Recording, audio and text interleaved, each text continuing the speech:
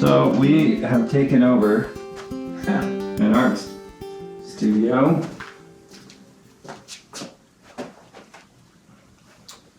All right, Chris, why don't you walk us through what you got here? So I'll start here. First, you know what though? This is very interesting because this is a 40-year Journey. really in the desert wilderness. Yeah. And so here we are after 40 years, 17 years old. The dream ends, sort of. You were painting a little bit then. And then you're working full time for the family.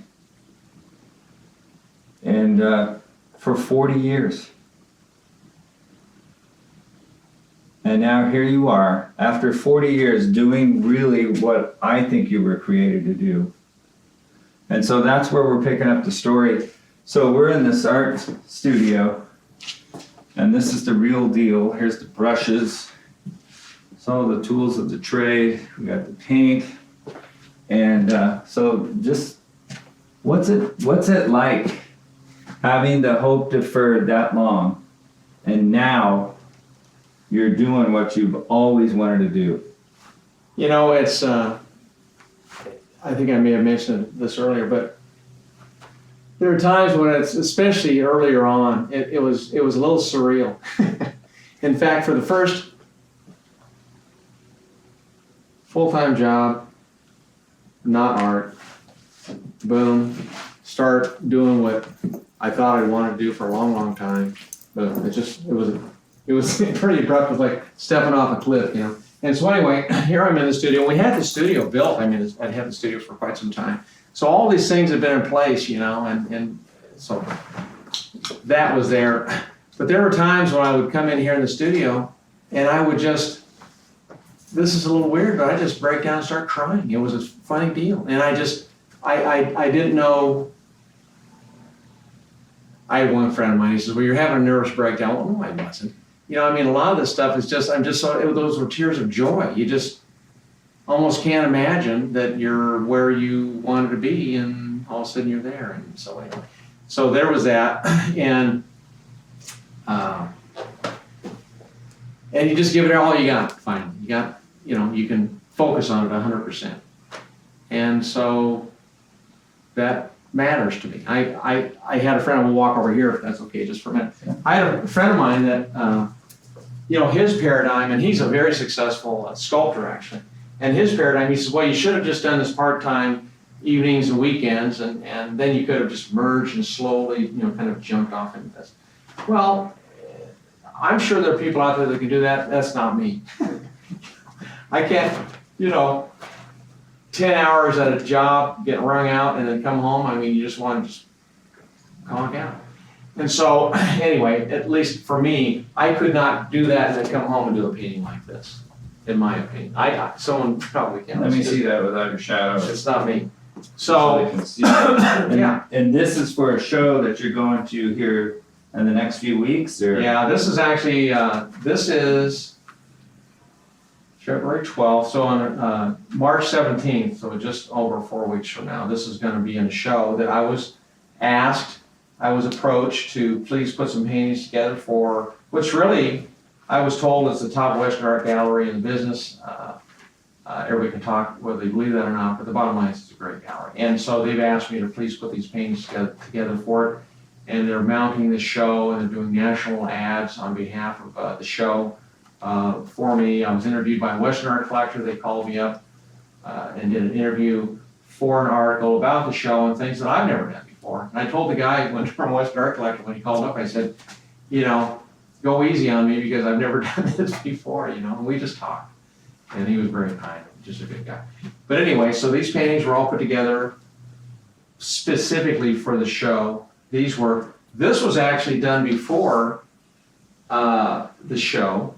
However, and this was actually in another gallery, and the other gallery was kind enough to release this for the show because they felt it would show range. Because I tend to do, you know, a lot of figurative stuff, and this is more than just figurative stuff. Of course, cows are figures, and people and horses.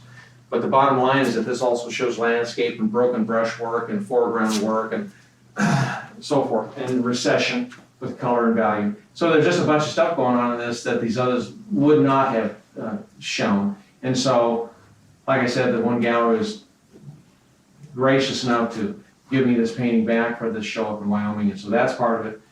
These were all painted specifically for the show. This and this and this and some others over on the side over here. But anyway, yeah. So yeah. So 40 years, clocking in. And how long have you been painting full time now? 3.5 years. A 3.5 little less than 3.5 years. 3.5 years. And so I guess the $1 million question I have for the viewers is from you, that I would love to ask you is, they're in the middle of it right now. And the dream's gone. Matter of fact, I'll tell you this quick little story. I'm in the grocery store and there's a bunch of chaos going on. The lady just handled it so well at the cashier. And I said, "You're really good at your job." And she looked at me and she said, "Yeah, I've been here 20 years. I'm pretty good at it." And all of a sudden in the middle of that, I realized from the Lord that she was supposed to be a ballerina.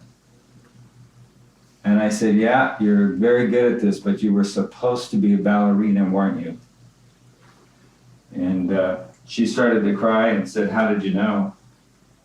But I could just see in her eyes the dream, was gone. But I know there's still hope. So what do you say to somebody who's in the middle of that journey right now of waiting? It's funny. I guess there was a commencement speech that I can say this looking back, and I don't know that. I'll just say I have the benefit of hindsight, and so Winston Churchill. I'm just doing the best I can with the story as I recall it. But anyway, Winston Churchill did a commencement speech for, who knows what, Cambridge, Yale, something.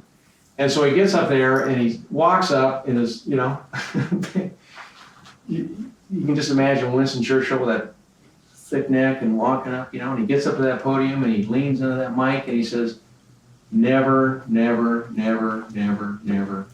I think he said it 7 times. Never give up.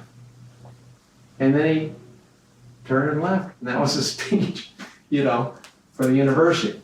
And so, and I don't know too many people who probably could have pulled that out better than he did. But the point is, there is that. And I can look back and say, just don't give up. Because, we talked about this where Moses' ministry, he was 80 when he was busy pulling the children of Israel out of Egypt.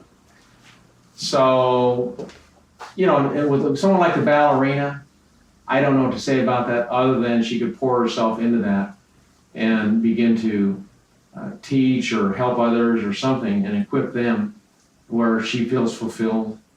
And that the good news for me is that, I was always thinking, well, gosh, it's not like being a professional athlete or a football player or whatever. I can do this for hopefully for a long time because it's just a different deal. But as far as a dream goes, there is always if your heart's in it, I would suggest you don't give up. And I have to confess I did, but looking back I shouldn't have. And I would submit that it's better not to.